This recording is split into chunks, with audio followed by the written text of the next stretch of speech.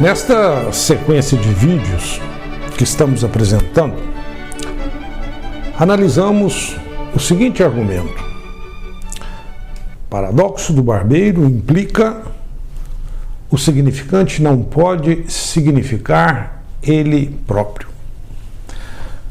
Ou seja, dado o paradoxo do barbeiro, é possível concluir com boa segurança a impossibilidade do eu se representar. Mas agora queremos mais. Isto é, dado que o significante não pode significar ele próprio, o que a gente pode concluir desse fato? Em outras palavras, considere agora como premissa esse fato aqui. O significante não pode mais significar ele próprio. E aí, dada tal premissa, né, o que ela pode suportar? O que ela pode implicar?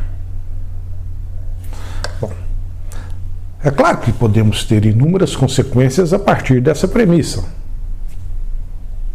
E vamos, a seguir, falar de algumas. Por exemplo, a dificuldade do indivíduo em estabelecer sua identidade. Veja bem, preste atenção. A identidade é algo que buscamos, né? A nossa identidade é algo que buscamos sempre, por toda a nossa existência, isso mesmo. E essa identidade própria se fundamenta, é claro, no conhecimento da nossa essência. Então, nesse sentido, dada essa conclusão, que o significante não pode significar ele mesmo, né? Ele próprio. Ou seja, que nunca conseguimos saber como é a nossa essência. Então, podemos concluir, a partir desse fato, que nunca vamos conseguir estabelecer com segurança a nossa identidade. Opa, olha só. Temos aqui uma implicação. Temos um argumento, olha só. Premissa: o significante não pode significar ele próprio. Isso implica que nunca vamos conseguir estabelecer com segurança a nossa identidade. Ou seja, estamos concluindo que o desejo de estabelecer essa nossa identidade é um desejo não atingível.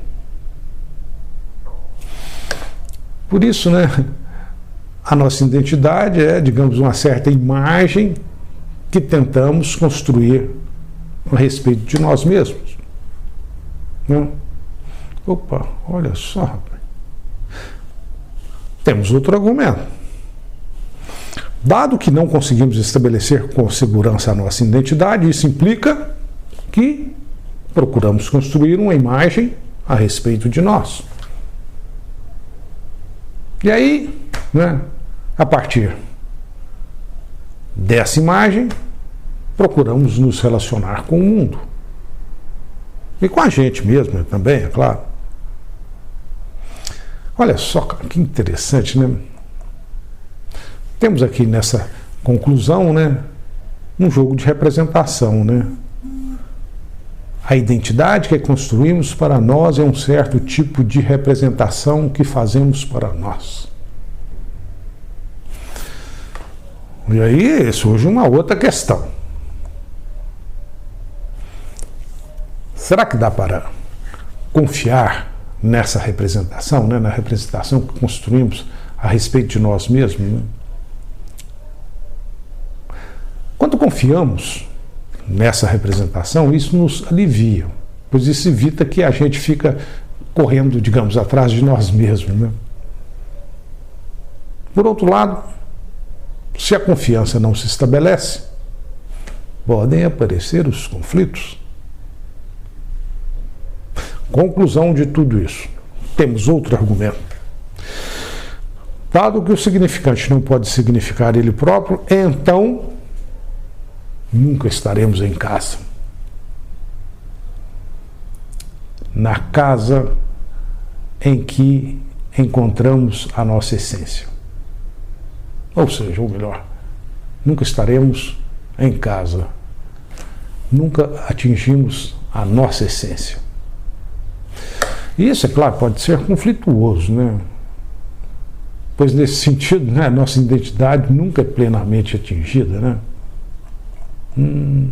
Ou seja, temos um desejo permanentemente nunca atingido. E aí, então, né, dado tal conflito, a indeterminação da nossa essência, em geral, as pessoas tentam encontrar saídas, é claro. Uma saída é tentar alguma forma na qual não precisamos estabelecer essa identidade, né, a respeito da nossa essência, né, essa identidade, né, essa essência, essas coisas, né. Nesse sentido, eu diria que uma solução, né, que em geral as pessoas procuram é se firmar no anonimato, cara, procurando por aquilo que é, digamos, uma essência geral. Aquilo que é de todos, mas que não é de ninguém. Isto é, procuramos nos inserir em uma grande imagem, num coletivo. E isso tudo para que possamos ter segurança. Isso mesmo. Pois, mesmo essa imagem coletiva não sendo a nossa essência, essa essência geral nos dá segurança. Não temos uma essência individualizada nesse caso, mas podemos apoiar nela, apoiar nesse, digamos, coletivo anônimo.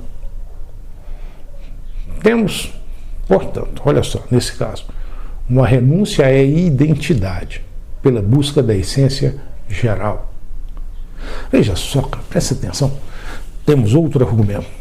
Dada a premissa da impossibilidade de se determinar uma identidade, tal fato implica assumir uma essência geral.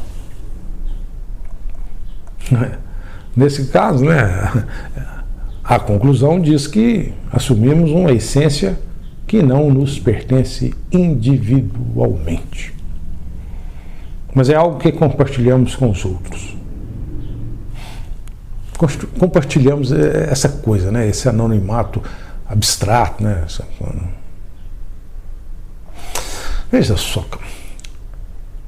pensando assim, temos dessa forma, a gente poderia dizer, uma identidade abstrata fragmentada num todo, né? Olha só. Isso é algo que vemos claramente nos grupos da internet. Os grupos da internet que a gente vê muita gente usando, que a gente usa também. E observe que isso pode se tornar bem perverso mesmo, né? Tentar encontrar na internet aquilo que sabemos que nunca vamos encontrar. A nossa essência, né? Interessante, né? Observe, portanto, que temos uma sequência de implicações que, a partir do paradoxo do barbeiro, nos leva a várias conclusões. Vendo essa sequência de implicações, a gente, é claro, fica pensando, afinal, será que tais conclusões aí que a gente obteve são verdades? É importante responder tal questão. Principalmente porque estamos apresentando uma argumentação a partir do paradoxo do barbeiro, né? E nesse caso, lá no começo temos um paradoxo, né? E aí a gente fica perguntando, será que tal argumentação nos leva a verdades? Interessante pensar assim, né? Precisamos falar mais sobre tal questão, é isso mesmo. Assista o próximo vídeo.